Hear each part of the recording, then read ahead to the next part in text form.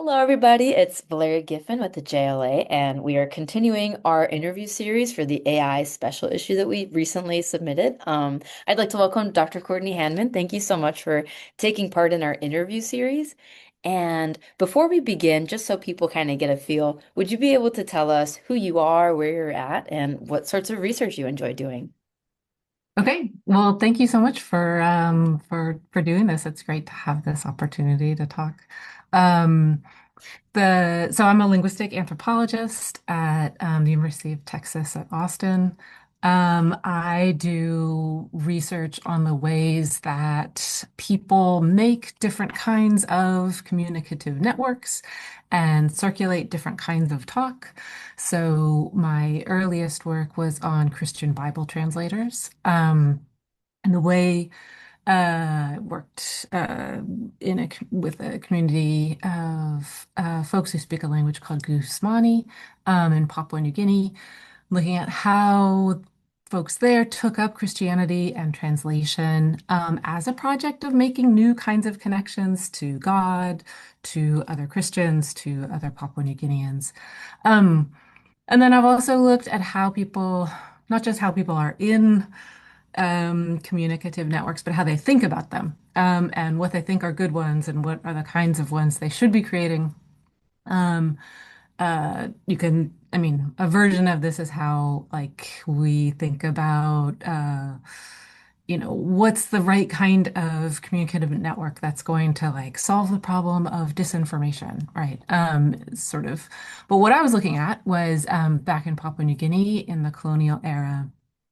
Um, the colonizers saw this place that had, way too many mountains and way too many languages that, it was just never going to be modern, because it couldn't be sort of connected. It couldn't create a sort of modern, it couldn't enable modern forms of communication.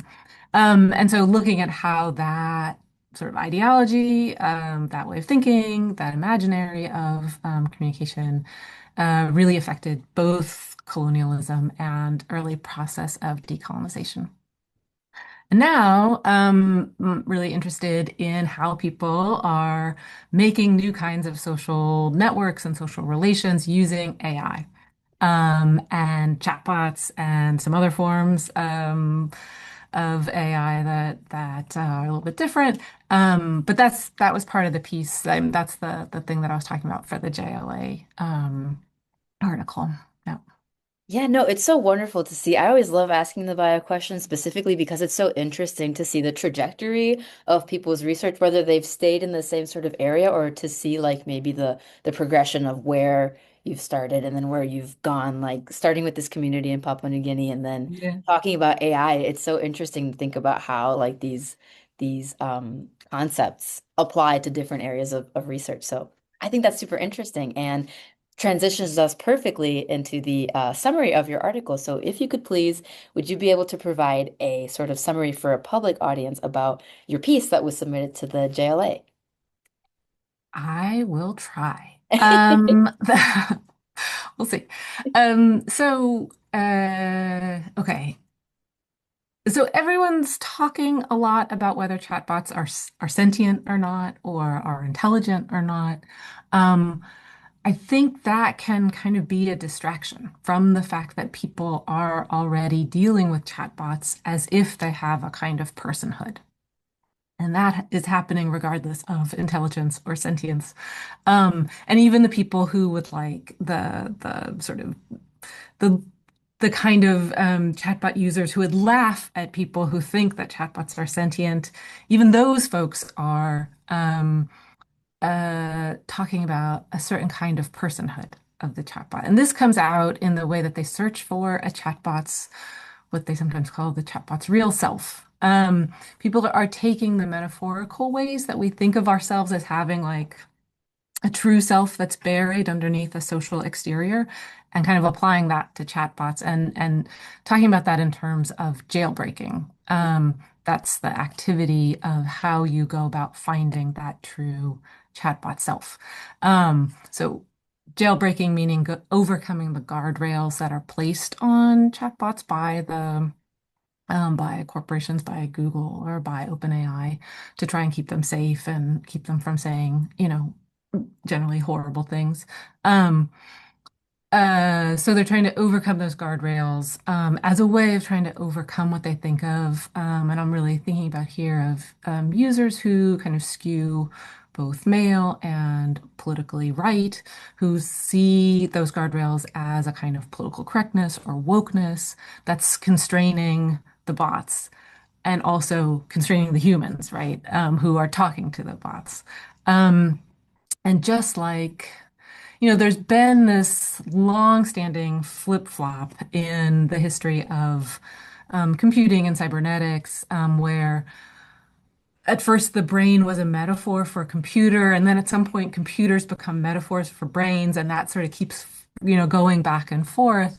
Something similar is happening, I think, with jailbreaking, Mm. where jailbreaking obviously, it was a metaphor for, coming out of people, literally breaking someone, a prisoner out of jail, but now a metaphor for a kind of machine freedom. But it's also now becoming a metaphor for a certain kind of human freedom. So there's people now who are talking about, we got to jailbreak our own minds. Yeah. Not in the sense of breaking out of jail, literally, but in the sense of undoing guardrails, right? And sort of thinking about their own socialization as essentially a kind of like guardrail.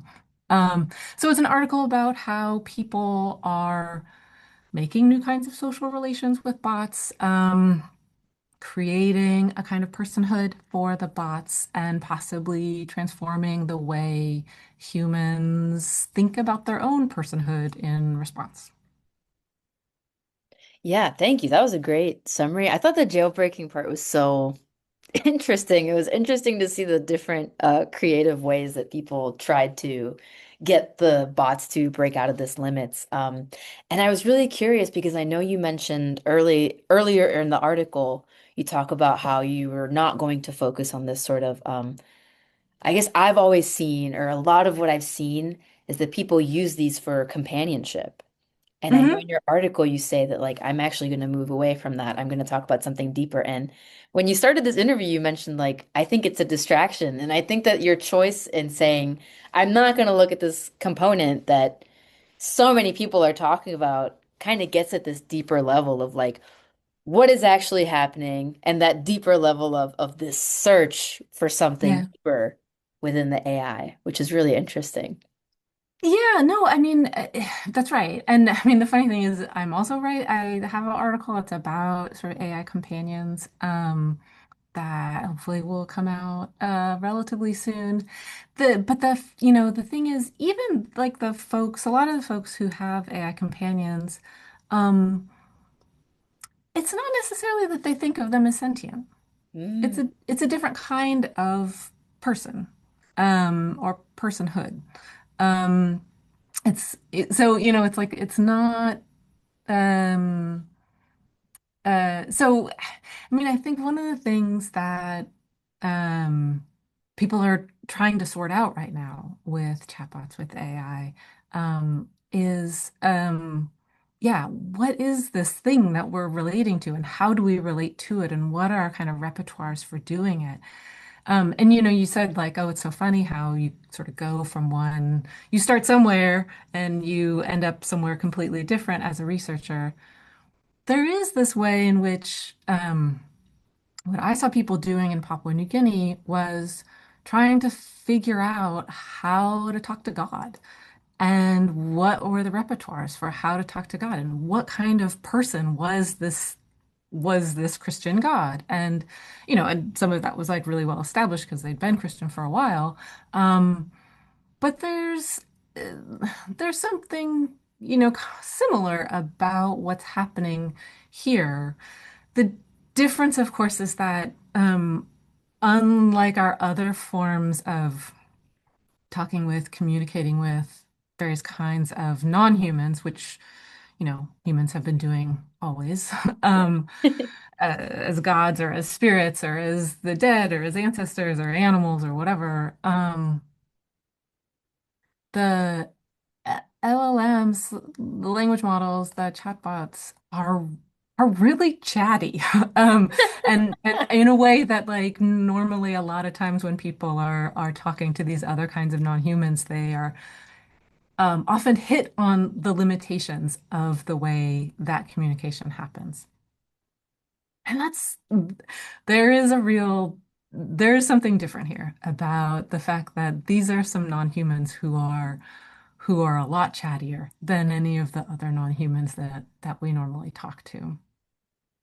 I almost wonder if that might be what drives our sort of curiosity. I feel like I don't mean to be so generative and vague to be like everyone's talking about AI, but I almost wonder if this between the search for deeper meaning that you mentioned in your article and just the fact that they're doing this chattier version of responding to us, it's so I think we're all interested in it for very different reasons.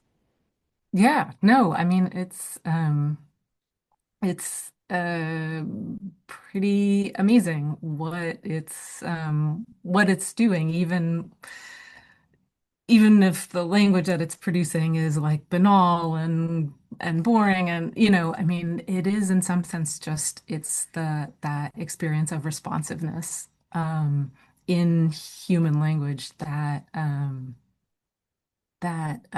is pretty compelling to a lot of people. Yeah. Well, thank you so much. I really appreciate you taking the time to sit down and talk with me and give us this great summary of your article. I encourage all of you to check it out. It was a great read. And before we kind of conclude this summary, would you just, if anybody were watching this or read your article and they wanted to reach out to you and ask you any sort of questions, is there an email or like maybe an institutional page that people could reach out to you at? Yeah, my email is chandman at austin.utexas.edu. And yeah, should be easily Googleable. Um, yeah, no social media. But All right. emails works. All right, perfect. Thank you so much. I appreciate it. Okay, thank you so much. This was great. Thank you. Hello.